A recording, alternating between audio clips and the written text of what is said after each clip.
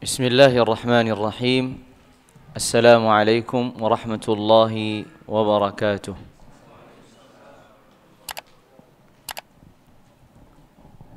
Alhamdulillahi rabbil alamin. Hamdan kathiran tayyiban mubarakan fih, kama yuhibbu rabbuna wa yarda. Wa ashhadu an la ilaha illallah wahdahu rabbi la sharika lah. وأشهد أن سيدنا محمدا عبد الله ورسوله. اللهم صل وسلم وبارك على عبدك ورسولك النبي الأمي سيدنا محمد وعلى آله وأزواجه وذريته وصحابته والتابعين ومن تبعهم بإحسان إلى يوم الدين. ثم أما بعد، فاللهم إنا نسألك علما نافعا ورزقا طيبا وعملا صالحا متقبلا.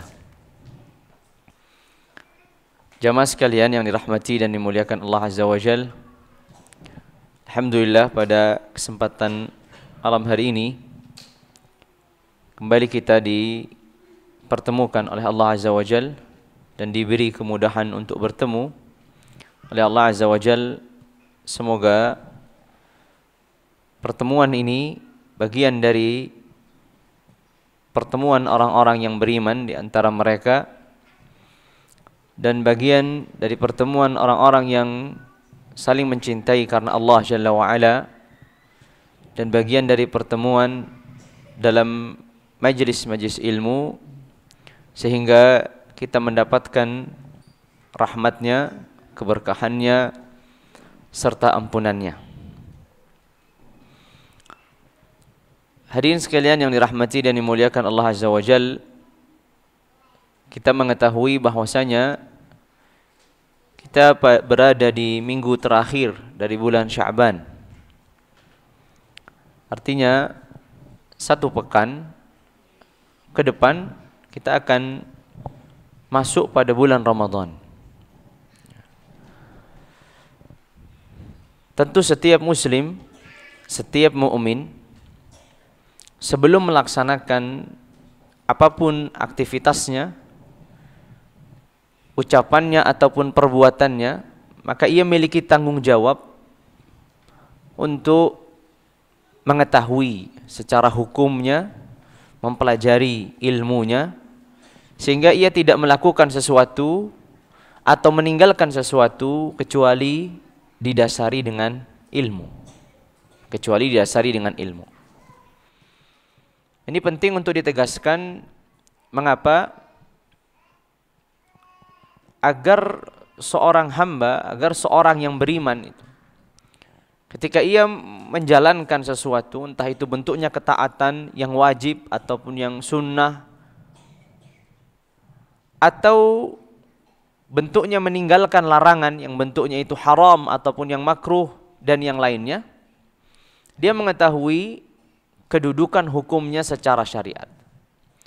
Jangan sampai dalam perjalanan kehidupan kita ini, dalam langkah-langkah kehidupan kita ini, kita melakukan sesuatu atau mengatakan sesuatu atau meninggalkan dari sesuatu, kemudian setelah itu baru kita bertanya tentang hukumnya. Ya. Karena sekali lagi seorang mukmin itu terikat dengan batasan-batasan syariat dalam seluruh aktivitasnya. Dalam seluruh aktivitasnya tidak akan keluar dari yang wajib atau mustahab atau haram atau makruh atau mubah. Seluruh aktivitas. Jadi seluruh aktivitas kita dalam keseharian itu ada hukumnya dalam syariat. Ya, ada hukumnya dalam syariat. Sehingga setiap langkah, setiap ucapan, setiap perbuatan harus didasari dengan ilmu. Sekalipun itu minum air putih, ada hukumnya dalam syariat? Ada. Sekalipun itu tidur, ada hukumnya dalam syariat. Maka sebenarnya ini adalah bentuk istislam dan ketundukan seorang hamba di bawah syariat Allah Azza wa Jalla. Ketika ia menjadikan seluruh aktivitasnya itu benar-benar sesuai dengan hukum yang Allah Azza wa Jalla telah tentukan. yang sering terjadi dalam keseharian kita adalah mungkin dari sebagian kita melakukan sesuatu baru kemudian bertanya, atau meninggalkan sesuatu baru kemudian bertanya. Maka ini perlu diubah cara pandang kita dalam menghadapi segala sesuatu dalam kehidupan kita. Maka tanggung jawab kita apabila kita bukan seorang orang yang berilmu, bukan juga seorang penuntut ilmu yang mempelajari lebih detail, lebih dalam tentang agama ini, sebagai orang awam, maka tanggung jawab kita adalah bertanya. Fas'alu ahla dzikri in kuntum la ta'lamun.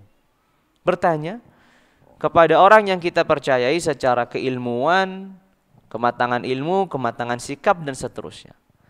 Agar jawaban itu bisa menjadikan landasan bagi kita untuk mengerjakan atau mengatakan atau meninggalkan atau bahkan bersikap.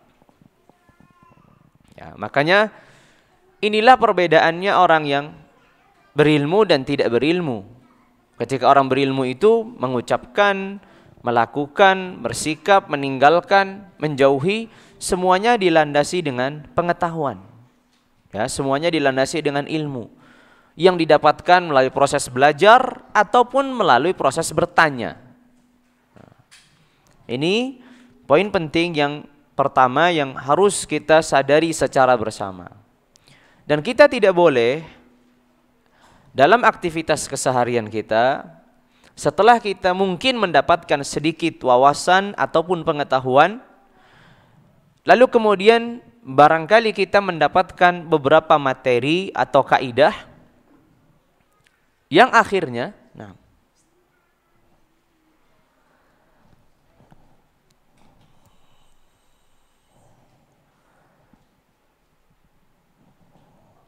ketika kita sudah mendapatkan beberapa materi atau beberapa pelajaran, selama kita belajar, selama kita mengaji, kemudian kita memiliki beberapa kaidah yang itu bisa menjadi kemudian landasan dalam seluruh aktivitas kita.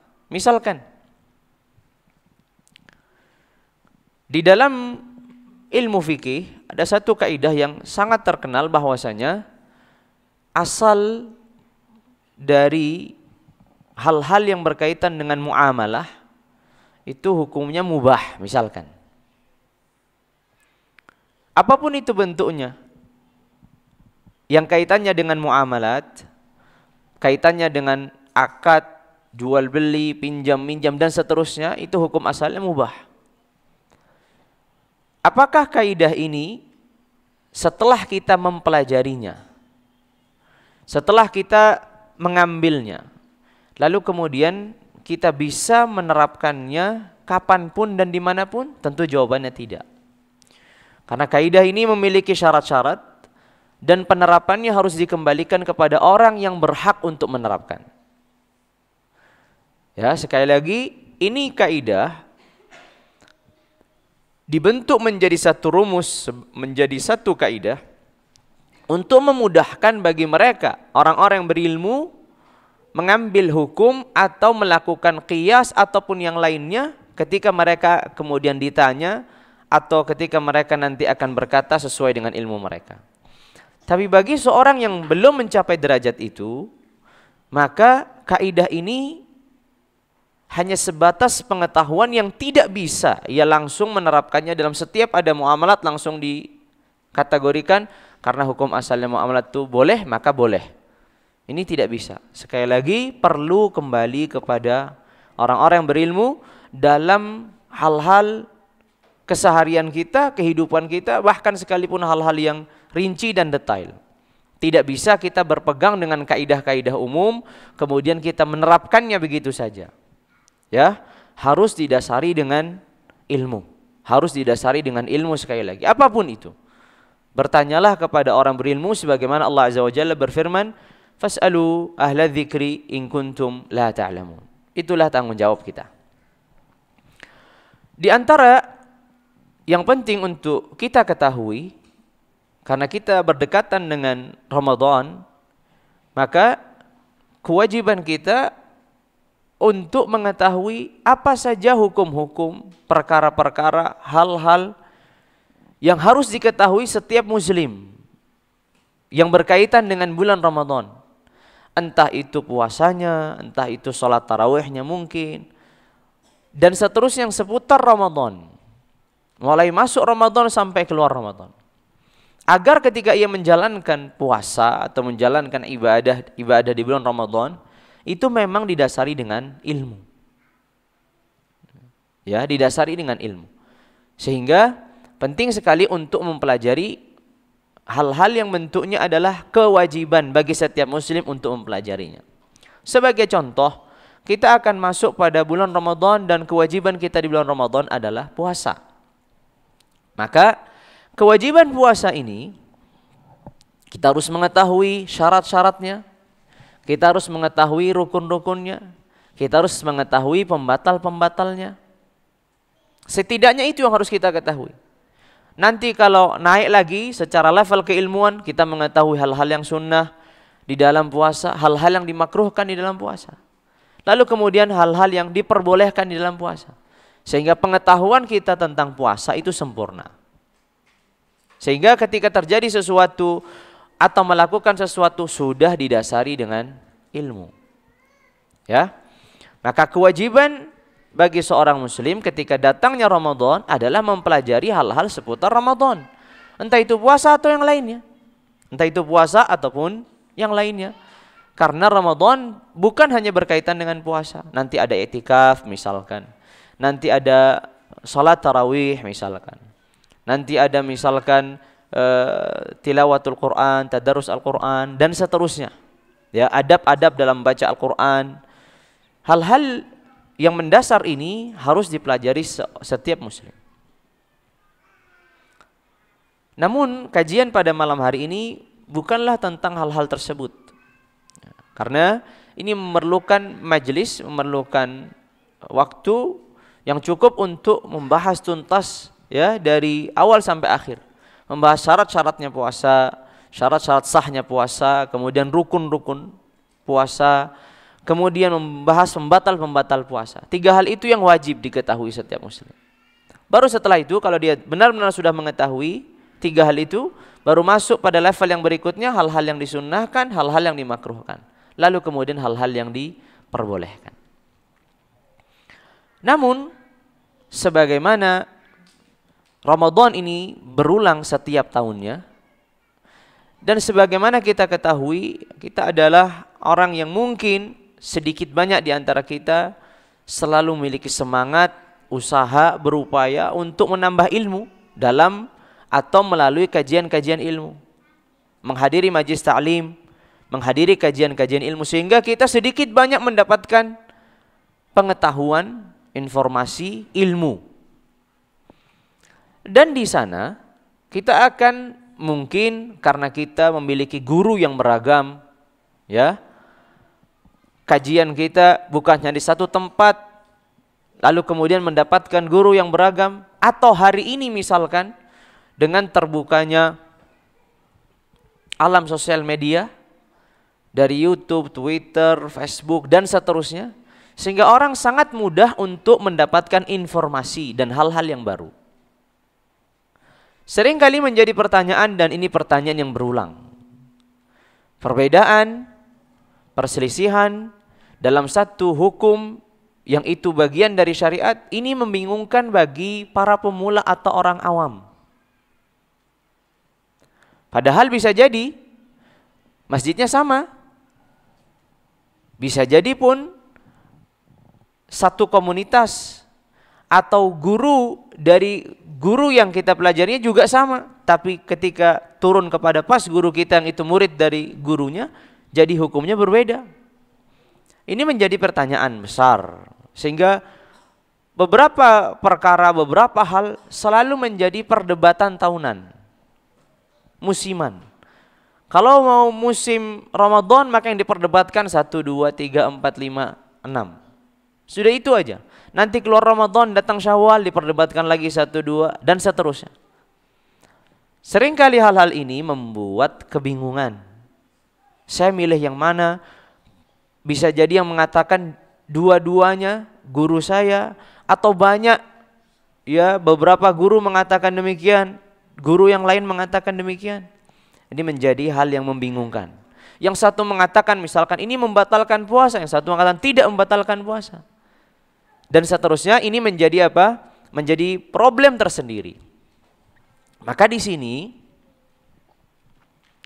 jawabannya, dan ini mohon diperhatikan dengan baik agar menjadi pedoman bagi kita dalam setiap adanya perselisihan ataupun perdebatan di antara orang-orang yang berilmu.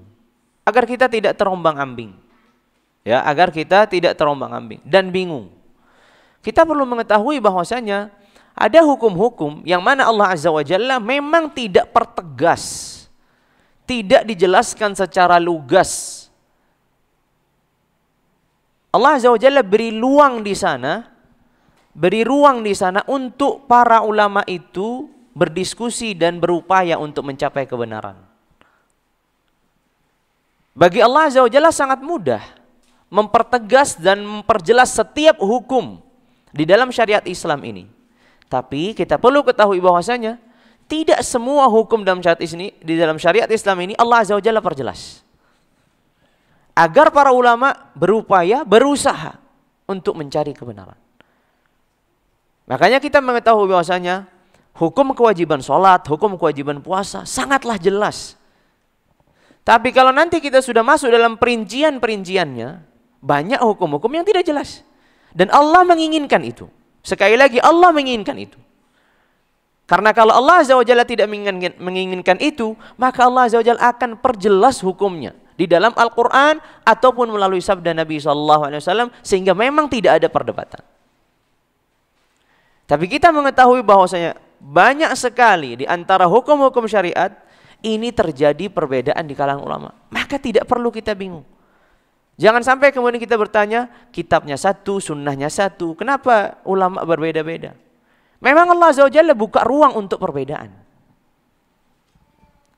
Allah Azza wa Jalla buka ruang untuk perbedaan, dan masing-masing bagi mereka yang memiliki kapasitas untuk berupaya menyimpulkan hukum-hukum syariat untuk berbeda. Jadi kita tidak perlu bingung. Dan di sana juga ada batasan-batasan, di sana ada hal-hal yang disepakati. Hukumnya sangat jelas, tidak ada lagi perdebatan.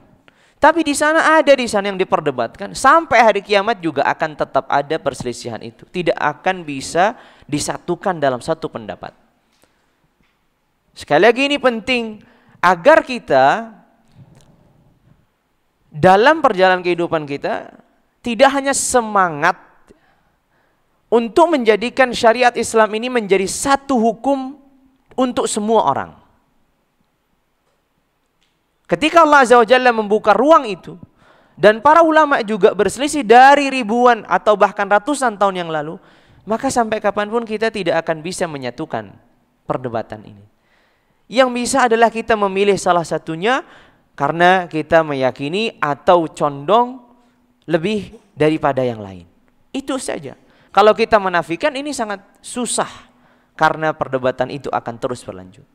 Sehingga untuk melewati kebingungan, untuk bagaimana kita bersikap, setiap ada permasalahan yang diperselisihkan, maka bagi setiap orang awam melalui 5 level tahapan dalam bersikap. Ya, setiap ada perselisihan, saya mau ngambil pendapat yang A atau pendapat yang B, maka melalui 5 level tahapan ini sebagaimana disebutkan oleh Fadilatul Syekh Dr. Hatim bin Arif Al-Auni hafizahullah tabaraka wa ta'ala dalam kitabnya Ikhtilaful Muftin. Dalam kitabnya Ikhtilaful Muftin, Syarif Hatim Al-Auni hafizahullah tabaraka wa ta'ala menjelaskan sikap seorang awam atau bagaimana ia ketika harus memilih salah satu di antara pendapat yang ada.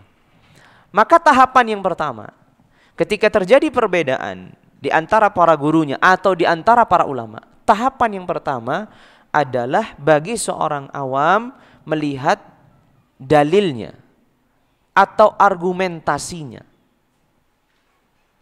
Tidak hanya sebatas melihat kesimpulan hukum. Misalkan di sini wajib, di sini mustahab.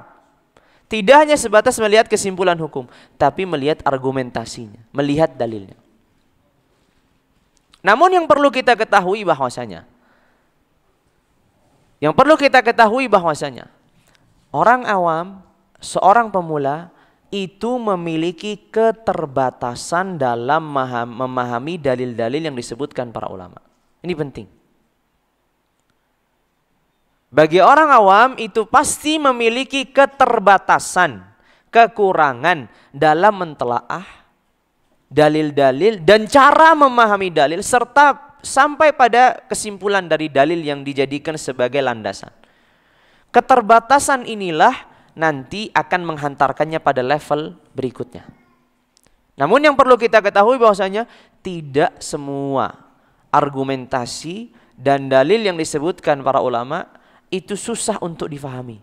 Banyak juga dalil yang mudah untuk difahami sehingga ia bisa memberikan kesimpulan. Namun di sana ada hal-hal yang rumit untuk difahami karena perdebatannya, perselisihannya sangat kuat. Argumentasinya sangat kuat antara pendapat A atau pendapat B. Disinilah nanti masuk level yang berikutnya. Tapi sekali lagi level pertama ini harus kita benar-benar tekuni terlebih dahulu. Kita melihat argumentasi guru yang pertama apa, argumentasi guru yang kedua apa. Kalau ternyata argumentasinya rumit bagi kita, karena tidak semua dalil itu mudah untuk difahami sekali lagi, maka kita akan masuk dalam level yang berikutnya. Ya, kita akan masuk level dalam berikutnya. Sebagai contoh, permasalahan yang mungkin di dalam puasa dan berkaitan dengan Ramadan. Ya, dalam level yang awal ini.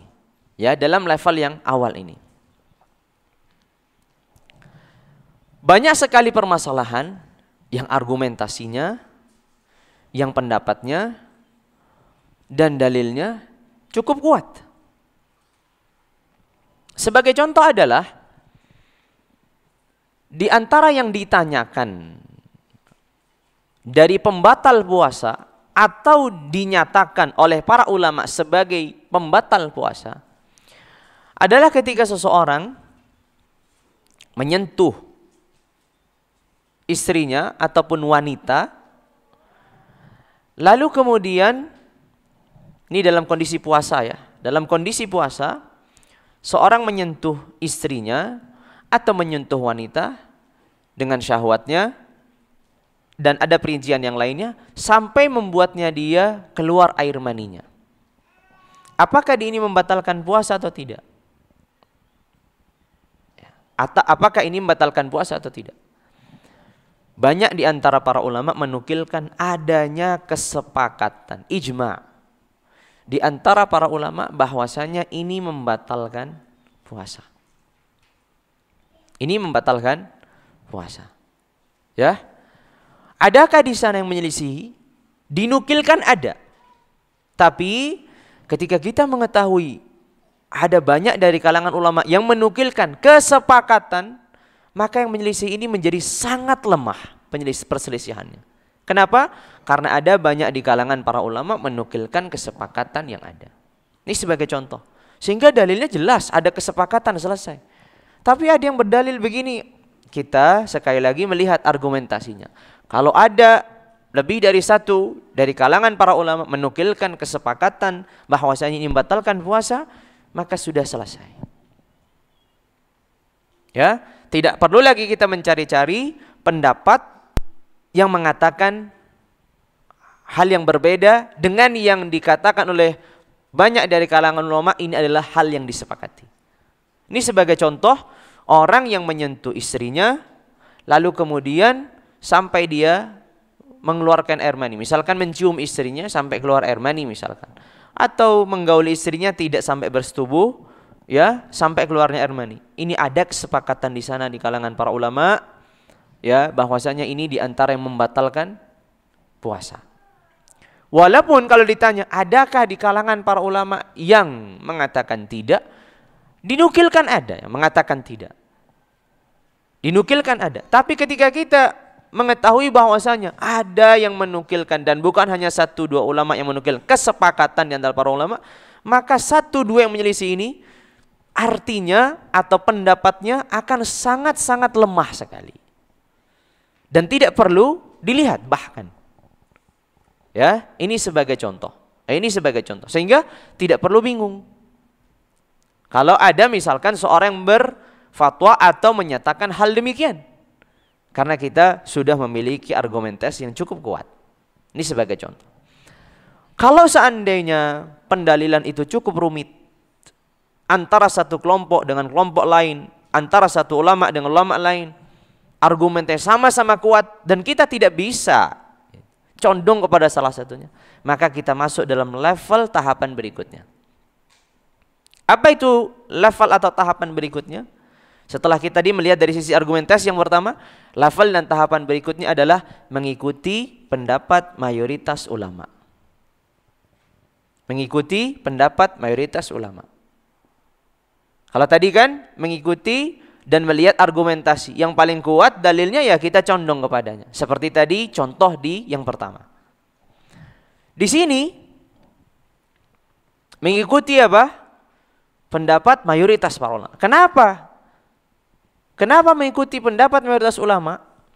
Karena ketika sudah dinyatakan ini pendapatnya mayoritas para ulama, maka kemungkinan salah dari mayoritas ulama itu lebih sedikit ketimbang kemungkinan salah dari sebagian para ulama. Misalkan, sebagai contoh ini misalkan, kalau di sana dikatakan ini pendapatnya Imam Ahmad, Imam Syafi'i, Imam Malik misalkan. Tapi ini berbeda dengan pendapatnya Imam Abu Hanifah. 3-1 misalkan. Mayoritas para ulama mengatakan misalkan ini hukumnya begini. Yang satu ini mengatakan hukumnya begini. Dan dalilnya cukup kuat misalkan. Apa yang terjadi di sini? Yang terjadi di sini adalah mengikuti mayoritas para ulama. Ya, mengikuti mayoritas para ulama. Sebagai contoh, ya, sebagai contoh.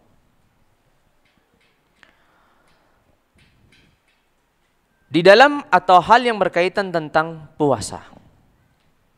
Dan ini sering juga menjadi pertanyaan yang besar. Hukum seseorang dalam kondisi sahur atau dalam kondisi sebelum subuh, kemudian tiba-tiba mendengar muadzin sedang adzan, adzan subuh datang. Dan dia masih posisinya sahur, makan dan minum. Apakah kewajibannya berhenti atau boleh baginya melanjutkan? Ya, ini termasuk hal yang ditanyakan. Ya, termasuk hal yang ditanyakan. Apakah kewajibannya karena sudah adzan, ya sudah berhenti, atau kewajibannya adalah dia melanjutkan? Boleh dia melanjutkan, bukan kewajiban, boleh bagi dia melanjutkan. Perlu kita ketahui bahwasanya di sini mayoritas para ulama, bahkan sebagian ulama menukilkan kesepakatan. Mayoritas para ulama, kita katakan begitu agar kesepakatan ini nanti agak rumit untuk membuktikannya. Tapi kita mayoritas para ulama mengatakan bahwasanya apabila seseorang meyakini telah datangnya fajar, meyakini telah datangnya fajar, dan ia di tangannya ataupun di hadapannya ada hidangan yang sedang dimakannya, maka dia harus berhenti. Bahkan yang ada di mulutnya harus dikeluarkan. Ketika dia meyakini telah datangnya fajar, meyakininya itu melihat terbitnya fajar langsung, atau meyakini bahwasanya muadzin ini sudah jelas dia adzannya sesuai dengan waktu, dan waktu itu sudah yakin datangnya subuh. Maka di sini mayoritas para ulama, bahkan kesepakatan 4 mazhab mengatakan bahwasanya tidak diperbolehkan baginya melanjutkan makan. Ketika dia mendengar adzan subuh dan meyakini atau prasangka kuatnya telah masuk fajar, maka tidak diperbolehkan melanjutkan makan sekalipun gelasnya itu ada di tangannya. Sekalipun gelas itu ada di tangannya. Ya. Lalu kemudian apa yang terjadi? Ini pendapat mayoritas. Sebagian para ulama, terkhususnya di kalangan kontemporer, cukup mempopulerkan satu pendapat bahwasanya apabila seseorang mendengarkan muadzin sedang azan dan di tangannya masih ada makanan ataupun minuman, maka diperbolehkan baginya untuk melanjutkan. Ya, maka diperbolehkan untuknya melanjutkan. Baik. Kan kita tadi dalam level awal, mau ini mayoritas, mau ini minoritas, kita melihat argumentasi. Ya, sekarang kita melihat argumentasi dulu. Jadi kita nggak boleh langsung loncat ke level 2 sebelum kita melihat dalam tahap awal dulu ya. Kita urut. Apa argumentasinya? Baik. Kita mau melihat dulu argumentasinya atau dalilnya yang minoritas ini. Adalah sabda Nabi SAW dari hadisnya Abi Hurairah kalau tidak salah di riwayat Abi Dawud, bahwasanya Rasulullah SAW bersabda, "Idza sami'a ahadukumun nida wa 'ala yadihi ina fala yad'hu hatta yaqdiya hajatahu." Apabila di antara kalian mendengarkan nida, artinya azan, dan di tangannya ada gelas, maka jangan ditinggalkan sampai dia yaqdiya hajat, menuntaskan keperluannya. Jelas ya? Hadis ini kalau kita melihat dari sisi zahirnya sangatlah jelas menguatkan pendapat yang minoritas tadi. Ya, pendapat yang minoritas tadi. Karena jelas argumentasinya, idza sami'a ahadukumun nida wa fi yadihi ina atau wa ala yadihi ina fala yada'hu hatta yaqdiya hajatahu. Jangan ditinggalkan gelas itu sampai dia benar-benar menuntaskan hajatnya. Jelas sabda Nabi, mendengarkan azan dan seterusnya. Taib. Inilah dalil atau hujjah atau argumentasi bagi yang mengatakan bahwasanya apa? Bahwasanya seorang masih diperbolehkan makan ataupun minum sekalipun sudah mendengar azan subuh. Hadisnya jelas. Mungkin bagi sebagian orang akan berpendapat hadis ini sudah nggak ada yang lebih jelas lagi, udah jelas. Berarti boleh. Taib. Ini adalah pendapat yang minoritas. Mayoritas para ulama, apa dalil mereka? Dalil mereka adalah firman Allah Azza wa Jalla. Ketika Allah Azza wa Jalla berfirman, "Fakulu washrabu hatta yatabayyana lakumul khaytul abyadu minal khaytil aswadi minal fajr. Thumma atimmus siyama ilal lail." Kata Allah Azza wa Jalla, makanlah, minumlah sampai datangnya fajar. Hatta yatabayyana lakumul khaytul abyadu minal khaytil aswad, artinya sampai datangnya fajar. Maksudnya jelas antara malam dan fajar itu ada pemisah. Sampai datangnya fajar. Tsumma atimmus shiyama ilal lail. Kemudian lanjutkan berpuasa itu sampai malam.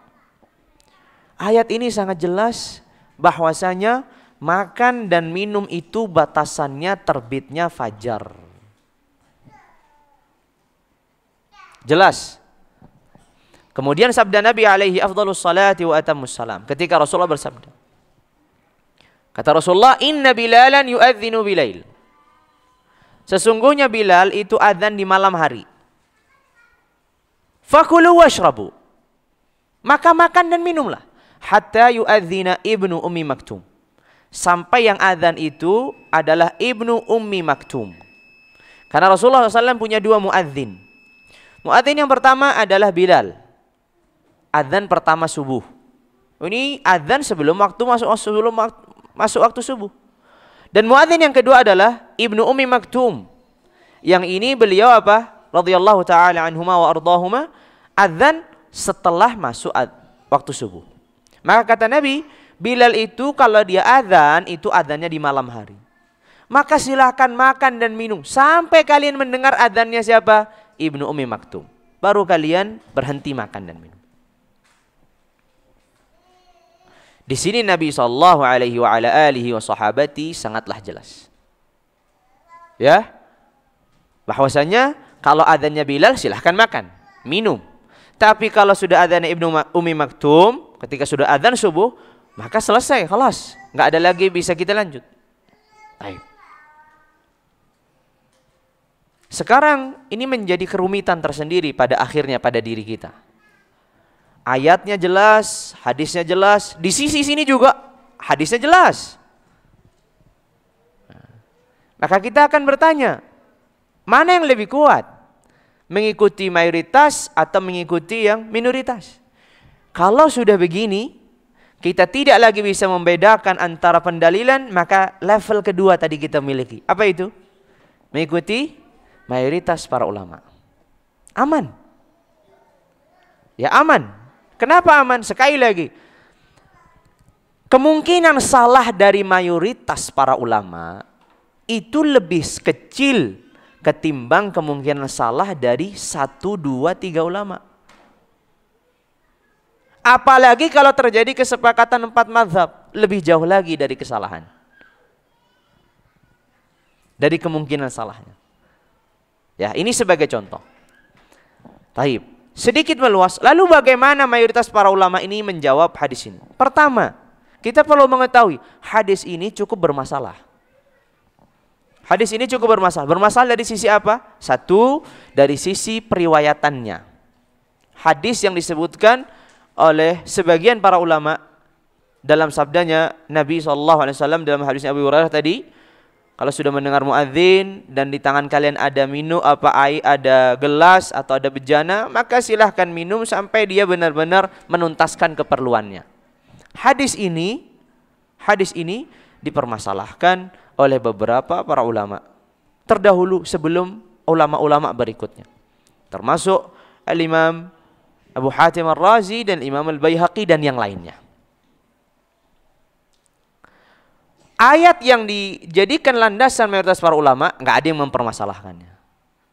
Hadis yang dijadikan juga landasan oleh mayoritas para ulama nggak ada masalahnya.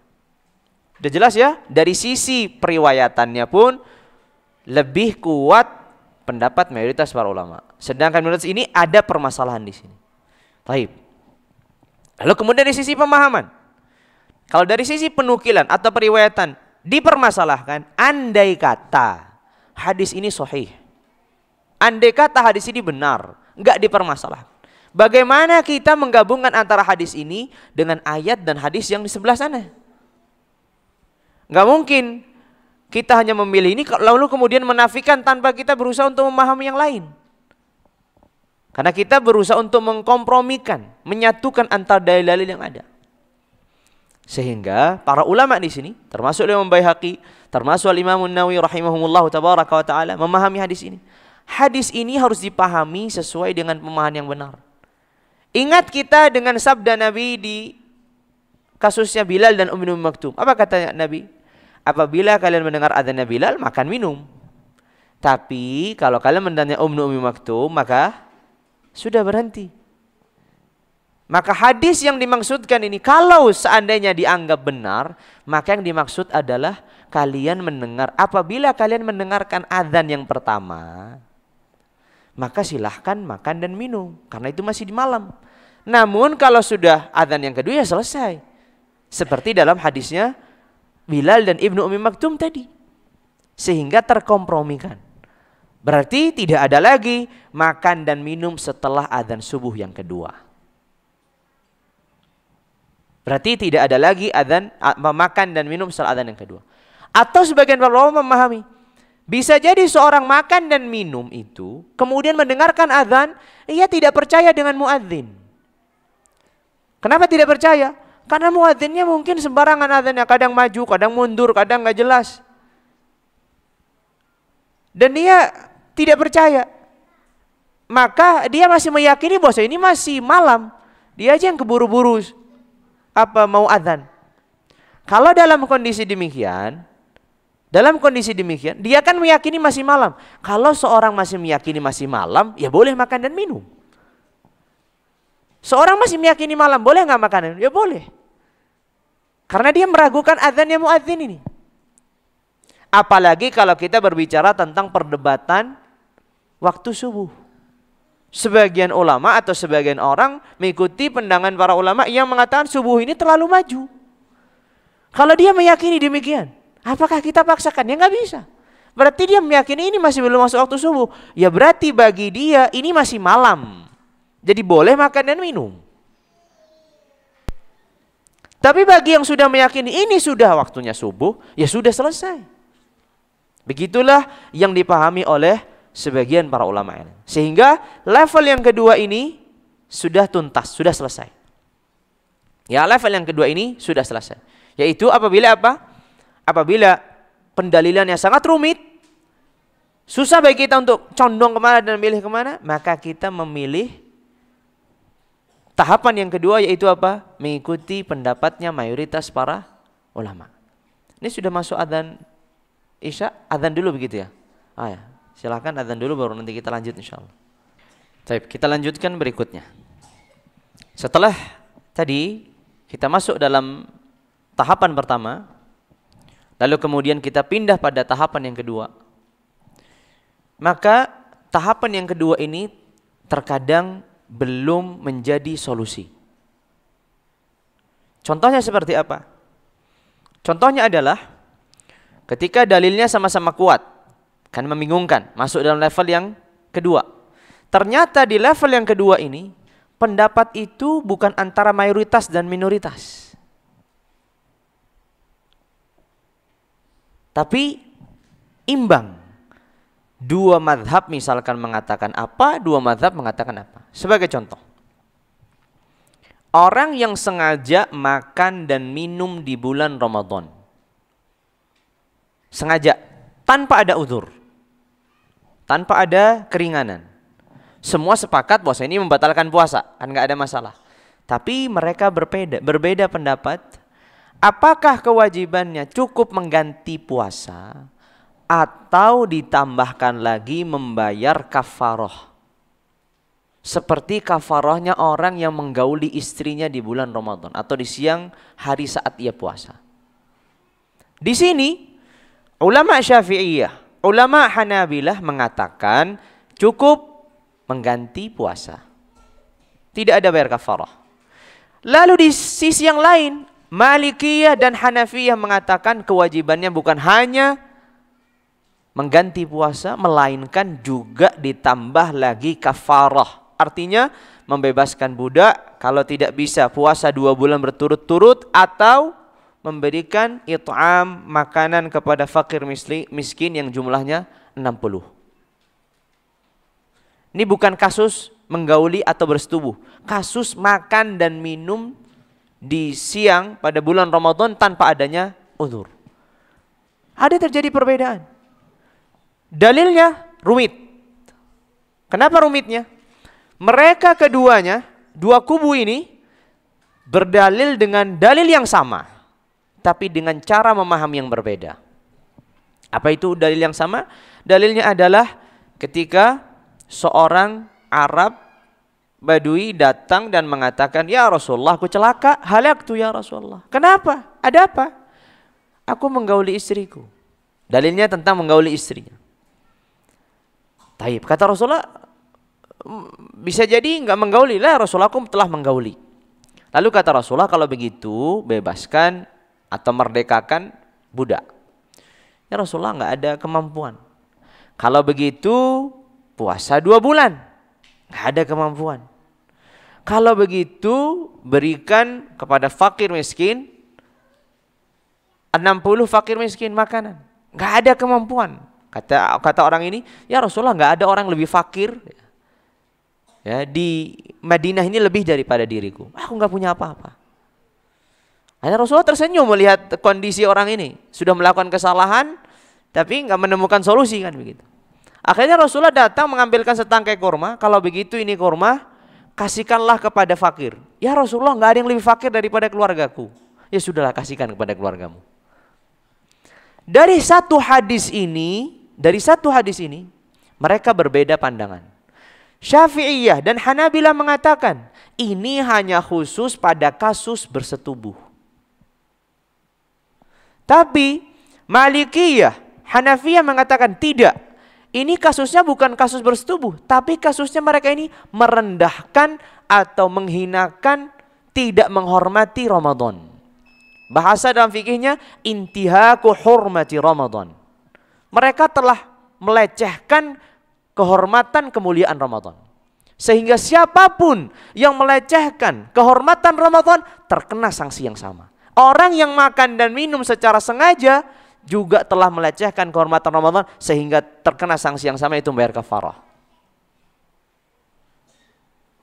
Sedangkan yang di sini hanya mengkhususkan pada apa? Ini kasus hanya bersetubuh saja. Rumit kan memahaminya? Taib. Kalau kita rumit memahaminya, masuk dalam level yang kedua. Level yang kedua imbang. Di sini ada Hanabilah, di sini ada Syafi'iyah, di sini ada Hanafiyah, di sini ada Malikiyah, imbang. Ini yang menjadi rumit. Kalau sudah rumit begini, masuk pada level yang berikutnya. Tahapan yang berapa? Ketiga. Tahapan yang ketiga, di sini mengikuti pandangan seorang yang lebih berilmu dan lebih bertakwa. Syaratnya dua. Mengikuti pandangan seorang atau ulama yang lebih berilmu dan lebih bertakwa. Jelas ya? Andai kata realnya prakteknya di lapangan, nggak sampai harus ini kan hanya praktek dalam fikih. Kita bertanya kepada dua guru kita, sama-sama. Kita tanya di sana mengatakan, oh ini batal puasanya. Di sini mengatakan ini nggak batal puasanya.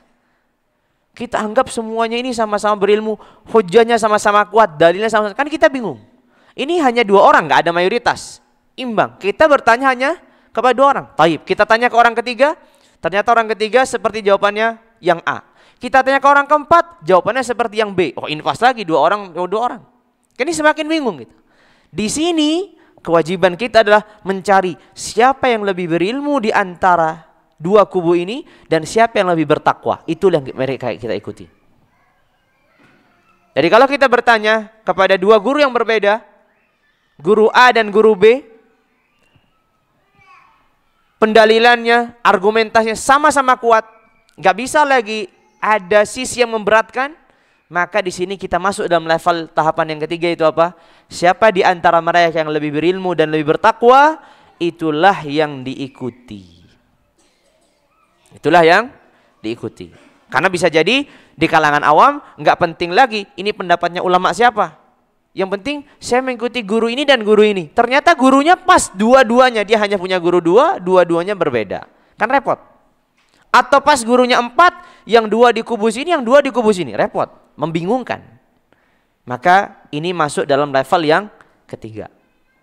Level yang keempat, karena level ketiga ini kadang rumit juga. Rumitnya di sisi apa? Ternyata mereka sama-sama berilmu, sama-sama bertakwa. Repot kan? Bagi saya ini berilmu dan juga bertakwa. Ini juga berilmu dan bertakwa. Sama-sama luar biasa ilmunya. Sama-sama orang duanya orang soleh ini. Saya nggak bisa menguatkan dari sisi yang mana.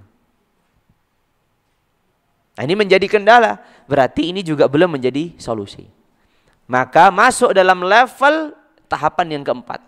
Yaitu apa? Mengambil pendapat yang lebih terjaga. Mengambil pendapat yang lebih berhati-hati. Atau yang disebutkan para ulama itu mengambil pendapat yang ahwat, yang lebih terjaga secara beragama seorang. Ya, misalkan ada yang mengatakan wajib sama sunnah, mana yang lebih terjaga? Ketika dia mengambil pendapat yang wajib. Nah, itu contohnya. Ada haram dan makruh, maka dia mana lebih mengambil pendapat yang mana? Haram. Itu sebagai contoh. Ya, ini sebagai contoh. Dan ini banyak contohnya di dalam fikih, nanti kita akan kembali lagi memberikan contoh. Taib. Tapi apakah level keempat ini menjadi solusi? Seringkali bagi orang awam sampai di level keempat ini pun belum menjadi solusi. Kenapa? Karena ternyata ketika ia mengambil pendapat yang lebih terjaga, justru dia terbebani, terberatkan dengan syariat ini.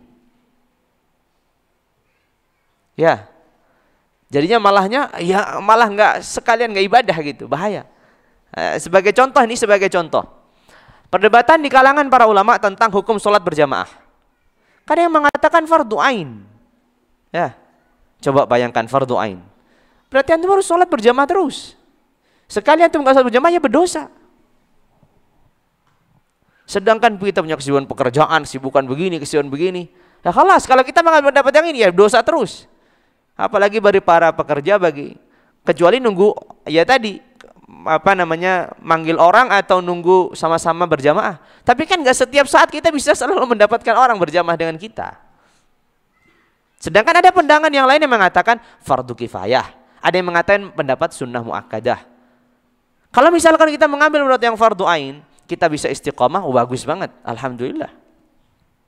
Ya luar biasa itu tentunya. Tapi ternyata tidak semua orang bisa demikian. Terkadang hal yang berat, sesuatu yang berat, ya bagi seseorang, ya. Makanya ini menjadi kendala. Maka kalau memang ternyata, dan sekali lagi ini enggak berbeda-beda setiap orang, ya dalam mengambil pandangan ini.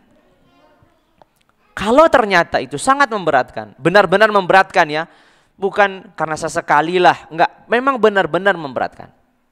Memang benar-benar baginya memberatkan. Ya, memang benar-benar baginya memberatkan. Sebagai contoh kalau dalam mazhab Syafi'iyah itu paling berat adalah kalau kasus nanti berkaitan seorang yang sakit dan diperban ada di anggota wudunya atau di anggota tayamumnya itu rumit banget. Cara bersucinya, kemudian harus wudu, kemudian tayamum, nanti setelah ini harus qadha lagi. Jadi agak rumit. Makanya banyak di kalangan para ulama jangan ngambil pendapatnya Syafi'iyah kalau yang ini. Rumit bagi orang awam. Bukan untuk memudahkan, bukan. Tapi justru nanti orang menjadi susah untuk mengerjakan dan justru tidak mengerjakan padahal dia meyakini. Ini lebih repot. Ya. Seperti contoh yang lain yang kasusnya Al-Imam Al-Ghazali rahimahullahu tabaraka wa ta'ala ketika memilih pandangan Imam Malik dalam kasus air. Air yang sedikit di dalam mazhab Syafi'iyah, air yang sedikit artinya di bawah 200 liter takriban kira-kira, kalau terkena satu tetesan najis saja, sekalipun tidak mengubah air itu di dalam mazhab Syafi'iyah, air itu jadi najis. Bayangkan ini rumit sekali bagi kita. Kemasukan kotoran cicak, kemasukan kotoran tikus. Di ember misalkan, ember kurang dari 200 liter. Di dalam mazhab Syafi'iyah ini air sudah najis, nggak boleh digunakan, dibuang. Tapi kalau di dalam mazhab Malikiyah misalkan, dan itu yang diikuti oleh Imam Al-Ghazali rahimahullah, mengatakan bahwasanya tidak selama tidak ada perubahan. Bagi orang awam, kalau memang dia benar-benar susah ya, tidak bisa menjaga air itu secara rutin dan seterusnya, ya biar diperbolehkan dia mengambil pendapat ini. Tapi sekali lagi, ketika mengambil ini harus dikonsultasikan dan diberikan jawabannya oleh seorang alim. Bukan asal ngambil-ngambil aja. Nah, ini penting. Sekali lagi itu landasan yang pertama, bertanya, berilmu, itu di awal. Jangan asal baca, jangan asal apalagi sekarang ini bahaya sekali. Ya. Segala sesuatu kan mudah kita dapatkan dari internet. Itu berbahaya, kadang sumbernya salah, kadang nukilnya salah dan seterusnya, terjemahannya salah. Kembalilah kepada orang yang memiliki kapasitas. Baik. Kalau memang level yang keempat ini menyusahkan, maka masuk dalam level yang terakhir. Udah nggak ada level yang berikutnya ini, udah level paling terakhir. Udah mentok. Level yang terakhir adalah mengambil pendapat yang lebih mudah. Ini level yang sudah terakhir ini. Kalau memang sebelumnya tadi tidak menjadi solusi, susah baik dalam kehidupannya, orang malah justru was-was. Misalkan nih, contohnya, kalau dalam mazhab Syafi'iyah, orang kalau mau sholat takbiratul ihram itu harus berbarengan dengan niatnya. Jadi niat di hati bersamaan dengan takbiratul ihram. Ini sering orang terjatuh dalam was-was gara-gara pendapat ini. Allahu Akbar, oh belum pas, Allahu Akbar, belum pas, terus begitu. Agar dia tidak terjatuh dalam pendapat was-was ini, bagi orang yang memang terjatuh ya, tapi bagi orang yang sudah biasa alhamdulillah, banyak juga saya mengajar santri juga enggak sampai dalam level itu. Tapi ada juga santri yang levelnya sampai situ. Ya biasanya memang tipikalnya orang terlalu berhati-hati, akhirnya jadinya was-was beneran. Tapi kalau yang lain sudah diajarkan, ya bisa aja. Yang penting sudah sebelum takbiratul ihram sudah diajarkan jangan bermain, fokus mau sholat, ente hadirkan niat baru takbiratul ihram. Jangan keburu-buru. Lari-lari ujuk-ujuk langsung takbiratul ihram, ya repot ini niatnya. Ya, memang itu apa yang dilakukan para ulama Syafi'iyah. Taib. Kalau menghantarkan itu sampai was-was, maka pilihlah pendapat ulama yang lain. Misalkan Hanabilah mengatakan bahwasanya niat itu syarat bukan rukun. Artinya dia cukup menghadirkannya sebelum takbiratul ihram, sesaat sebelum takbiratul ihram. Jadi hadirkan, habis itu takbiratul ihram. Enggak harus bersamaan. Karena repot ini, karena orang yang tidak berbiasa, apalagi tidak sering melakukan riyadhatul qalb, olahraga hati ini, susah untuk menghadirkan itu bersamaan. Allahu Akbar dan di sini meniatkan sholat fardu maghrib misalkan. Orang kadang Allahu Akbar baru dia mikir, ini sholat apa? Nah, repot ini. Nah, ini jelas ini nggak sah ya. Kalau kesepakatan para ulama ini niat setelah takbiratul ihram itu nggak sah. Sepakat para ulama nggak ada yang berbeda. Harus hadir sebelumnya. Jangan kemudian ini sholat apa ya? Karena dia tadi sibuk dari kantor atau ada masalah apa, masuk sholat Allahu Akbar. Habis itu berpikir. Semua ulama sepakat ini nggak sah. Nah, dia nggak tahu sholat apa kok. Hanya para ulama berbeda. Haruskah bersamaan dengan takbiratul ihram atau boleh sebelumnya sesaat, bukan dari rumah sudah menghadirkan di jalan ribut sama siapa, ketemu siapa sampai masjid lupa, habis itu Allahu Akbar, tadi sholat apa ini? Nah, ini jelas sesaat aja. Jadi hadirkan dulu baru Allah Akbar. Ini sebagai contoh, menghantarkan ke was-was, ya jangan ikutin pendapat ini, ikutin pendapat yang ringan aja. Daripada sholatnya nggak kelar-kelar. Allahu Akbar, oh belum sama, Allahu Akbar, belum sama, Allahu Akbar, terus begitu. Nggak selesai, imamnya sudah rukuk dia masih takbiratul ihram. Sebagai contoh ini sebagai contoh. Namun yang perlu diperhatikan, level-level ini harus diikuti sesuai dengan tahapannya. Kalau orang tiba-tiba langsung naik level kelima, wah ini bahaya. Ya, ini bermain-main dengan agama. Saya yang mudah aja. Setiap ini saya mau mudah aja. Ini menunjukkan bahwasanya dia niatnya ketika mengikuti agama ini agak serius. Dia mencari kemudahan. Apa sih tujuan seorang itu ketika bertanya?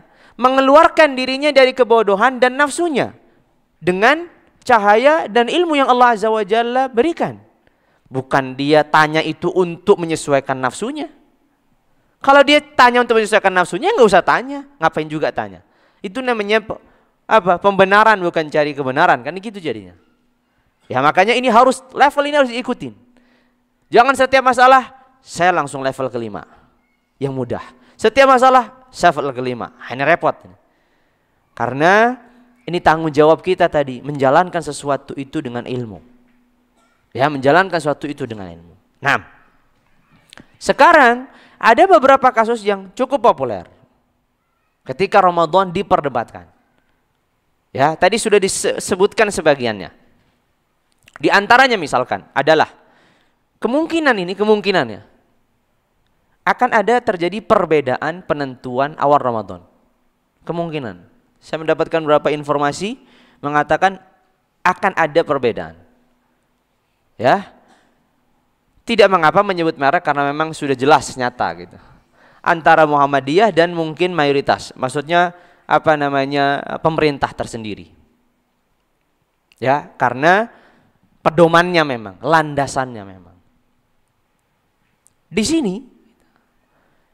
sini bagaimana sikapnya? Oh, saya bukan Muhammadiyah, santai aja. Nah, kita bukan urusan saya Muhammadiyah atau bukan Muhammadiyah. Ya, urusan kita dengan ilmu. Siapapun Anda dan dimanapun Anda bernaung. Urusan kita dengan ilmu. Kalau ilmu itu membuktikan, ya silakan. Makanya di sini, ini sebagai contoh populer. Taib. Kita masuk dalam level pertama. Oh, bagi kita dalilnya jelas kok. Kata Nabi SAW, sumu li ru'yatihi wa aftiru li ru'yatihi. Puasa ketika melihat, buka ketika melihat hilal, selesai.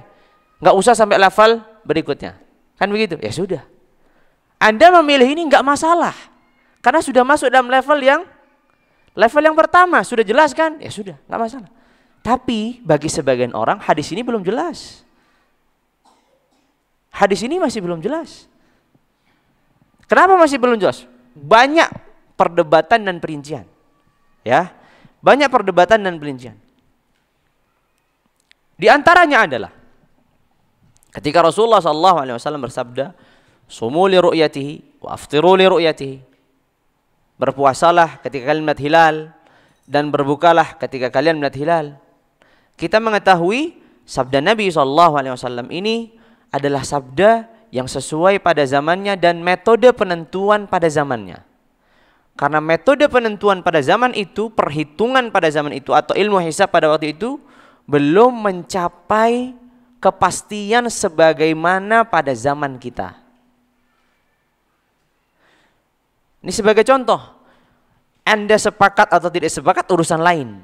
Tapi bagi yang berpendapat bahwasanya saya melalui hisab. Kenapa mengikuti perhitungan? Karena perhitungan ini sebenarnya menentukan hilal. Kita tidak menafikan melihat hilal. Kita itu melihat. Sesuai dengan perhitungan, hilal ini sudah ada. Karena bulan-bulan Hijriah itu masuk dengan wujudul hilal. Setelah hilal terlahirkan, artinya terbenam setelah terbenamnya matahari. Ya. Jadinya hilal itu ada dan sudah lahir setelah matahari terbenam, bukan sebelumnya. Maka ini sudah masuk Ramadan. Sehingga kalau seandainya perhitungan itu yakin, pasti, halas. Melihat itu belum pasti. Kita memiliki argumentasi yang lebih pasti. Hitung-hitungan itu pasti. Kita yakin bahwasanya Ramadan sudah masuk besok melalui perhitungan kita. Sedangkan melihat itu, kadang mungkin dia salah melihat awan. Dan ini kan pernah beberapa kali terjadi kasus begitu. Sekalipun di Saudi Arabia pernah terjadi kasus begitu. Ya, salah melihat.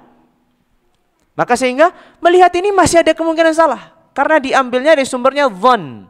Hanya prasangka kuat yang dilihat itu hilal.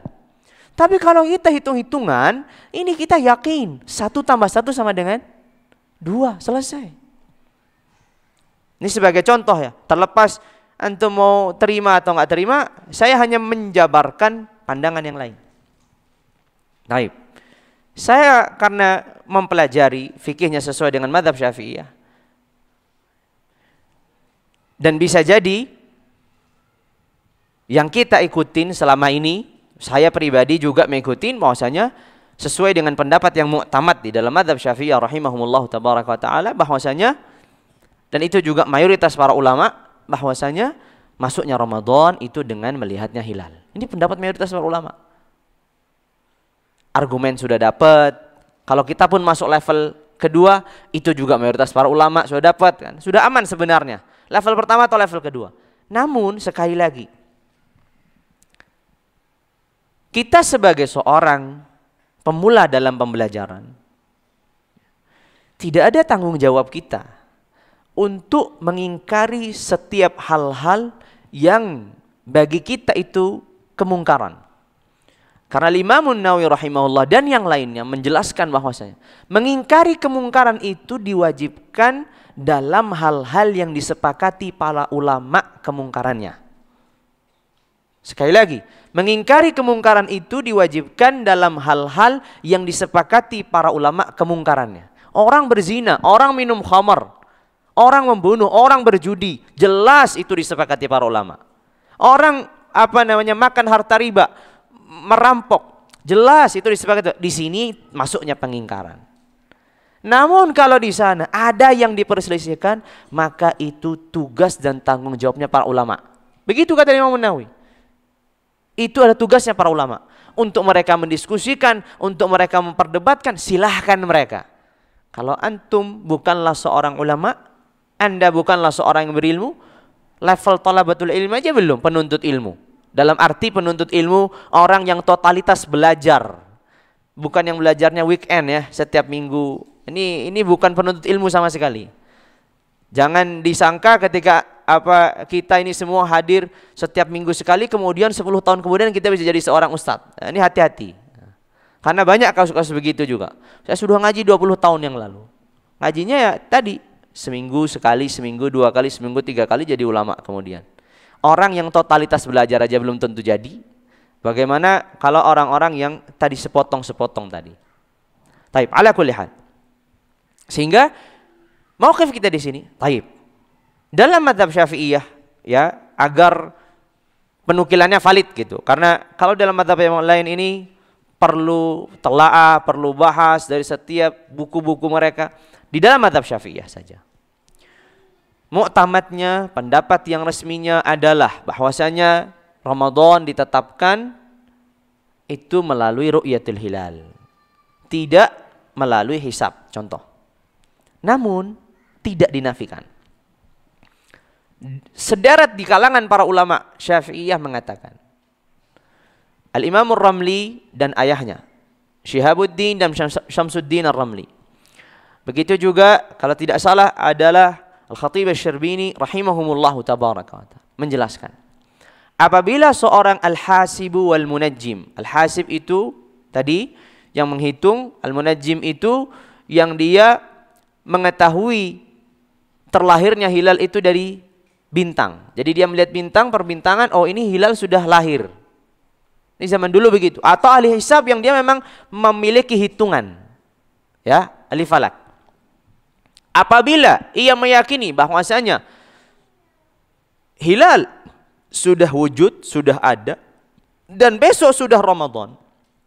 Sekali lagi ini bukan pendapat resminya dalam mazhab Syafi'iyah, tapi ada sederet di kalangan ulama Syafi'iyah mengatakan demikian, maka baginya diperbolehkan untuk puasa atas keyakinannya. Sebagian lain mengatakan bahkan diwajibkan. Al-Imam Ar-Ramli mengatakan diwajibkan. Diwajibkan baginya untuk berpuasa atas keyakinannya. Dia kan meyakini hilal sudah ada. Berarti dia wajib untuk berpuasa karena keyakinannya ini. Tapi belum ru'yah karena dia sudah melalui hisab. Ya, belum ru'yah karena dia sudah melalui hisab.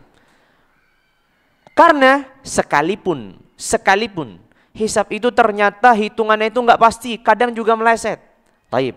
Berarti informasi yang kita dapatkan dari hitungan ini tidak sampai derajat yakin. Taib. Derajatnya apa? Prasangka kuat. Taib. Melihat itu prasangka kuat atau yakin? Prasangka kuat. Sederajat. Sejajar, sederajat. Kalau Anda boleh puasa karena melihat hilal, saya juga boleh dengan prasangka kuat saya karena hilal sudah ada, saya puasa. Begitu. Maka sehingga bagi sebagian para ulama ini dari kalangan Syafi'iyah, Al-Imam Ar-Ramli dengan ayahnya Syihabuddin atau Syamsuddin sang putra, kemudian Al-Khatib Asy-Syarbini, tiga itu kalau tidak salah juga itu diisyaratkan oleh gurunya, guru mereka itu Syekh Zakaria Al-Ansari, Syekhul Islam Zakaria Al-Ansari rahimahullahu tabaraka wa taala, mereka mengatakan diperbolehkan. Bahkan Imam Ar-Ramli mengatakan diwajibkan puasa karena sesuai dengan keyakinannya. Dan juga bagi orang-orang yang mempercayai mereka. Jadi kalau di sana ada ahli tarjih ya, kalau di hisab itu ada mungkin di Muhammadiyah itu ada dewan tarjih gitu, maka mereka meyakini, maka wajib puasa. Warga Muhammadiyah yang meyakini, mereka juga wajib puasa. Selain Muhammadiyah nggak meyakini, ya nggak wajib. Yang bukan Muhammadiyah meyakini, ya wajib. Jadinya begitu. Menurut pandangan yang ini. Menurut pandangan yang ini ya, sekali lagi ini menurut pandangan yang ini. Tapi menurut mayoritas para ulama, masuknya Ramadan itu dengan hilal dan tidak ada kewajiban sekalipun ahli hisab mengatakan sudah masuk. Ini sebagai contoh. Jadi sebagai contoh, ternyata ada pandangan dan ini bukan masalah yang baru, masalah sudah lama. Jadi masalahnya itu bukan Muhammadiyah dan NU. Nah, ini harus dipahami, bukan Muhammadiyah dan pemerintah, bukan. Sebelum adanya Muhammadiyah sudah dibahas oleh para ulama dari zaman dulu. Masalah pendapatnya al-hasibu wal munajjim. Apakah orang yang tadi ahli falak itu kalau dia menentukan hilal itu dia wajib puasa karena apa yang diyakini dan orang yang percaya juga wajib, itu sudah disebutkan para ulama. Ini sebagai contoh. Ini sebagai contoh satu masalah. Antum yakin yang mana silahkan. Ya tadi sudah dilihat level-levelnya. Permasalahan yang kedua mungkin ini menjadi penutup sebelum nanti mungkin kalau dibuka pertanyaan. Saya takut kemalaman dah. Permasalahan yang kedua adalah yang sering juga disebutkan adalah penentuan salat tarawih dengan jumlah rakaatnya. Ya. 23 atau 11. Itu tahunan dah. 23 atau 11. Asal nggak kilat aja. Kalau kilat sepakat semua nggak sah ya. Yang 23 atau 11 sama-sama sepakat itu nggak sah salatnya gitu. Tapi ini tahunan. Sama seperti ru'yatul hilal dan hisab ini. Nah makanya tadi kemungkinan akan ada perbedaan. Kalau kita sudah mengetahui tadi bagaimana kita bersikap, ya sudah. Oh mereka mengikuti pendapat yang ada, ya biarkan. Alas. Hadisnya jelas, sumu li ru'yati, aftiru li ru'yati. Kalau hadisnya itu jelas, terang benerang, indikasinya terang benerang, itu salah satunya adalah ulama itu nggak akan menyelisih, dan bukan 1-2 orang. Kalau 1-2 orang, oh ini bisa aja lah ulama itu salah. Kalau deretan ulama yang berpendapat, itu susah kita langsung menjazamkan atau memastikan mereka salah dalam memahami hadis. Itu repot. Kalau 1-2 ulama, bisa lah, namanya manusia itu bisa salah kan, mungkin. Tapi kalau sudah deretan para ulama, repot kita untuk menyalahkan. Setidaknya silahkan Anda mengambil pendapat pribadi Anda, kecondongan yang Anda miliki, selesai. Yang lain, oh dia ada pendapat yang lain, alhamdulillah. Al-amru fisah. Perkaranya luang insyaallah. Masalah tarawih 23 dan 11. Ya, masalah 23 tarawih dan 11. Baik. Kita masuk dalam level pertama dulu. Sekali lagi, kita masuk dalam level pertama dulu. Kita lihat pendalilannya. Pendalilannya adalah sebagai contoh. Bagi yang mengatakan 11, selalu riwayat yang diriwayatkan adalah, dan dalil utamanya adalah hadisnya Ibunda Aisyah radhiyallahu taala anha. Kata Ibunda Aisyah, maka Rasulullah sallallahu alaihi wasallam yazidu fi salatihi fi Ramadan atau ghair Ramadan ala 11 rakaah. Rasulullah SAW tidak pernah sholat malamnya itu di Ramadan atau di luar Ramadan lebih daripada 11 rakaat. Kurang jelas apa? Sangat jelas, terang benerang, begitu kan? Bagi kita yang terbatas ilmunya begitu. Ya, sekali lagi bagi kita yang terbatas ilmu begitu. Tidak ada yang lebih jelas daripada hadis ini. Katanya maka ana Rasulullah alaihi afdhalus salat yazidu fi qiyamihi ala 11 raka'ah fi Ramadan atau ghair Ramadan. Mau di Ramadan mau di luar Ramadan, salat Rasul itu hanya 11 rakaat. Dah. Ibunda Aisyah, orang paling dekat sama Nabi. 2 malam dia sama Nabi, bukan hanya 1 malam. Ya, kenapa 2 malam? Karena kan malamnya Saudah diberikan kepada Aisyah. Kurang jelas apa lagi? Baik. Itu bagaimana? Makanya kenapa sebagian para ulama, dan ini mungkin ya saya tidak mengerti, sampai ada sebagian ulama mengatakan lebih dari 11 itu adalah sesuatu perbuatan yang bid'ah fiddin. Bid'ah dalam agama. Karena hadisnya jelas. Rasulullah tidak pernah menambah dari 11 rakaat. Nambah ya bid'ah itu. Begitu sebagian para ulama. Tapi bagi saya statement bid'ah ini berat banget. Kenapa berat? Nah, kita harus imbang dari sisi yang lain. Kita sisi imbang yang lain. Apa yang terjadi di sini? Ini tadi sebagian para ulama Taib mengatakan bahwasanya 11 rakaat itulah salat tarawih. Sebagian dan minoritas. Mayoritas para ulama dari 4 mazhab. Hanafiyah, Syafi'iyah, Hanabilah, dan itu pendapat yang dikuatkan dalam Malik. Nanti Imam Malik ada pendapat yang lain. Yang ini enggak populer. Kita ributnya 23 sama 11. Kalau 4 mazhab itu ributnya enggak 11 sama 23. 23 dan 39. Ini yang enggak tahu ya. Sebagian udah enggak tahu tuh. 11 saja kita mempertahankannya, 23 repot. Ini 39 jauh banget. Jelas? Karena di dalam pendapatnya Imam Malik ada 2 riwayat, beliau mengatakan bahwasanya salat tarawih itu 39, 36 salat tarawihnya, 3 rakaat witirnya. Ada riwayat yang lain dari Imam Malik 20 rakaat. 20 rakaat itu tarawihnya, 3 witirnya. Dan ini pendapat mayoritas yang tadi 23 ini, maksudnya 3 witir 20 tarawih. Baik, apa argumentasi mereka? Bagi mayoritas, sekali mayoritas ya. Taib, kita kan nggak masuk level 2 sebelum kita selesai ke level pertama dulu, kan begitu? Di sini mereka berdalil bahwasanya tidak ada dalil yang sahih yang menentukan salat tarawihnya Nabi. Tidak ada dalil yang sahih yang menentukan salat tarawihnya Nabi. Ada dalil Nabi salat tarawih yang 3 malam itu.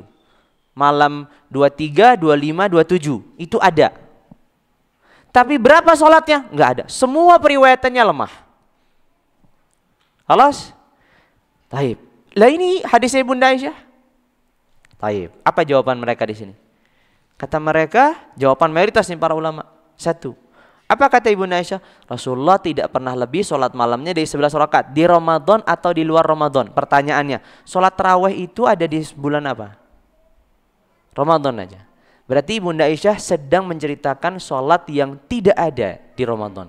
Karena Ibunda Aisyah mengatakan apa? Di Ramadan atau di luar Ramadan. Sholatnya 11 rakaat. Kan kita yang sedang kita cari sholat apa? Tarawih kan? Bukan sholat di luar Ramadan kan? Kita sedang sholat tarawih. Dan sholat tarawih itu hanya sholat yang dilakukan di Ramadan. Sedangkan Ibunda Aisyah sedang menceritakan apa? Sholat malamnya Nabi di Ramadan atau di luar Ramadan. Pertanyaannya, sholat apa yang ada di Ramadan dan di luar Ramadan? Sholat witir. Sholat witir. Ya enggak? Di Ramadan ada sholat witir? Ada. Di luar Ramadan ada sholat witir? Ada. Ya. Tapi kalau sholat tarawih ada di luar Ramadan? Enggak ada. Berarti Ibunda Aisyah sedang menghikayatkan sholat tarawih atau sholat witir? Sholat witir. Begitu kata mayoritas para ulama. Dan kemudian itu terbukti dalam sholatnya para sahabat.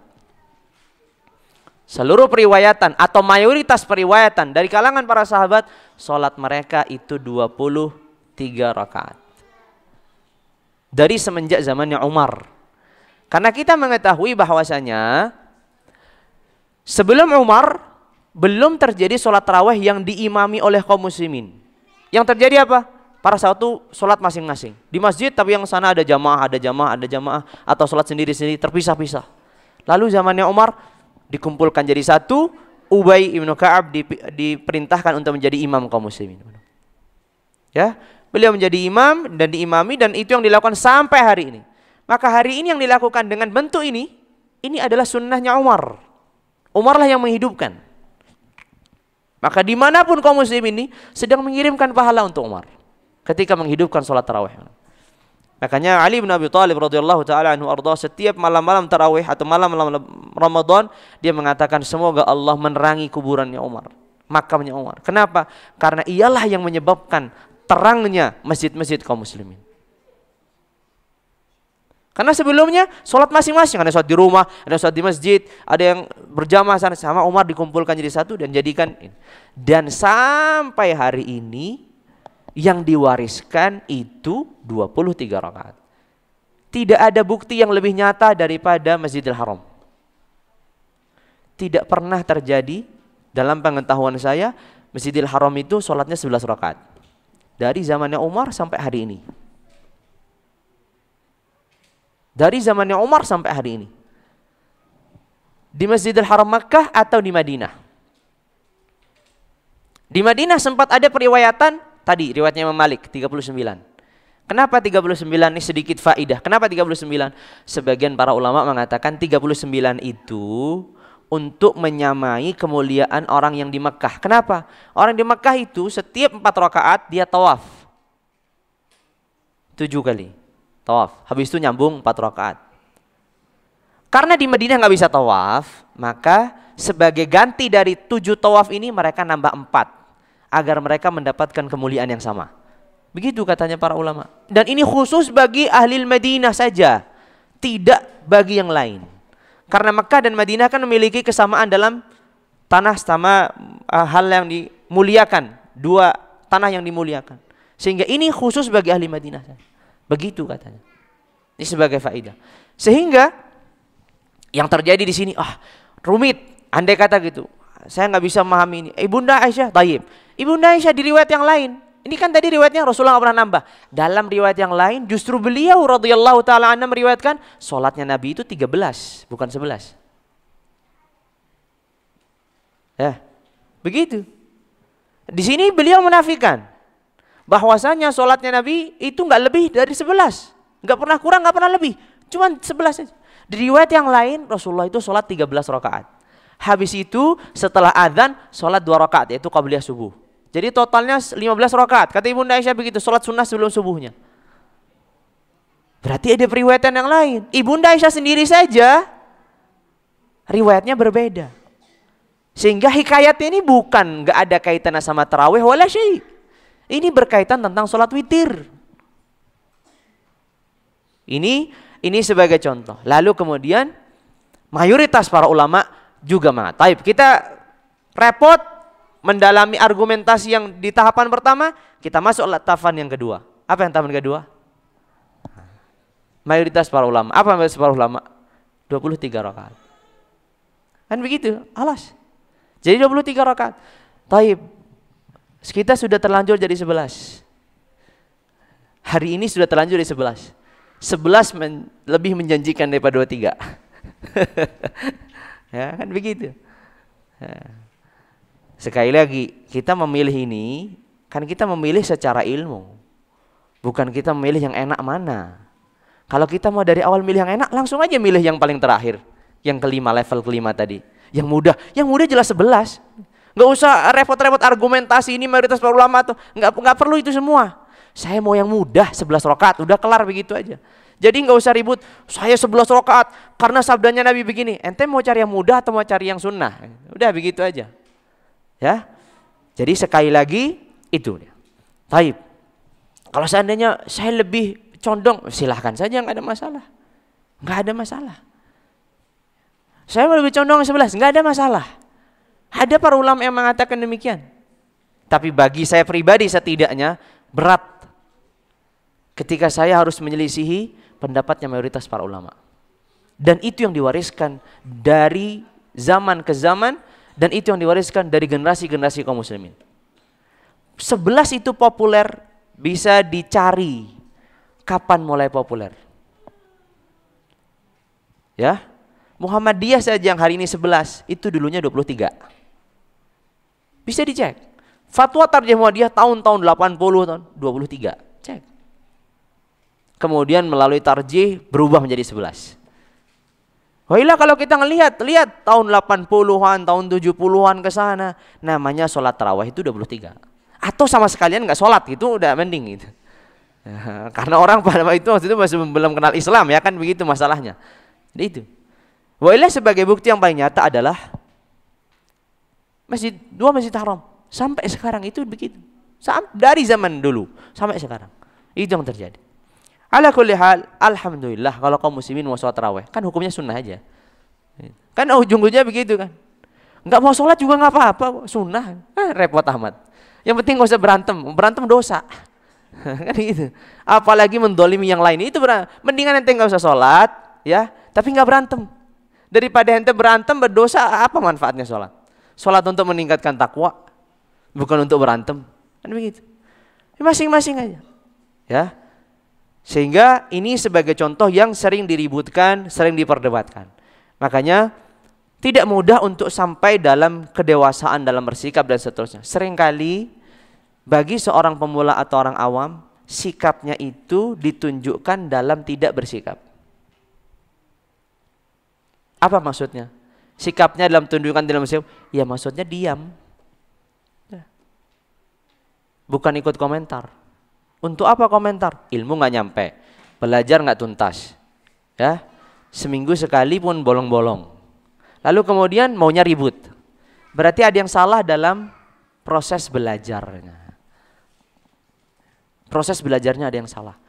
Dan akhirnya akan menghasilkan kesimpulan-kesimpulan yang salah, sikap yang salah, perdebatan yang salah, dan terus begitu. Sampai kapan ya? Sampai dia merunut kembali lagi. Proses belajar yang benar, kajian yang benar, dan seterusnya nanti akan mapan. Maka sekali lagi, sebenarnya banyak sekali perdebatan yang terjadi hari ini, itu tidak perlu disikapi. Maksudnya tidak perlu disikapi, ya kita diam saja. Kan sudah diikuti level-levelnya tadi. Kalau sudah, cukup. Saya sudah mengikuti levelnya, alhamdulillah itu sudah saya yakini selesai. Yang sana mau apa, yang sana mau apa, nggak ada urusan. Itu biarlah itu urusannya para ulama. Berdiskusi, berdebat sampai mereka menyimpulkan kesimpulan masing-masing. Kalau kita sudah cukup. Sehingga apa? Ketika nanti datang Ramadan, kita nggak perlu lagi ribut-ribut yang hal-hal yang begini, halas. Fokus kepada ibadah, fokus kepada sholat kita, fokus kepada puasa. Berdamai dari sekarang sebelum datangnya Ramadan. Kita sudah memiliki sikap, kita sudah memiliki tahapan. dalam mengambil perbedaan pandangan. Misalkan nanti kalau kita belajar membatal, ada yang mengatakan ini, misalkan suntik, apakah itu membatalkan? Infus, oh dia mengatakan batal, ada yang mengatakan nggak batal. Kan sudah tahu tadi level-levelnya, selesai. Kalau kita sudah masuk dalam level tertentu dan kita ambil, ya sudah nggak usah komentari sana. Menurut sana begitu, tapi saya lebih yang ini, ya sudah selesai. Alhamdulillah. Akhirnya apa? Meredam keributan yang ada, ibadah Ramadan, sholatnya, qiyamnya, puasanya juga aman. Ya, itu tujuan kita dalam apa? Dalam Ramadan. Wallahu a'lam bishawab. Kalau ada pertanyaan atau sudah cukup? Semakin bingung, semoga enggak. Jangan ya, jangan semakin bingung. Udah jelas kok levelnya kayak apa gitu. Ya. Mungkin yang hadir ada pertanyaan? Enggak ada? Sudah malam ya? Sudah malam ya? Baik. Kita cukupkan insyaallah azza wajalla sampai di sini. Subhanakallahumma bihamdika asyhadu an la ilaha illa anta astaghfiruka wa atubu ilaik. Wassalamualaikum warahmatullahi wabarakatuh.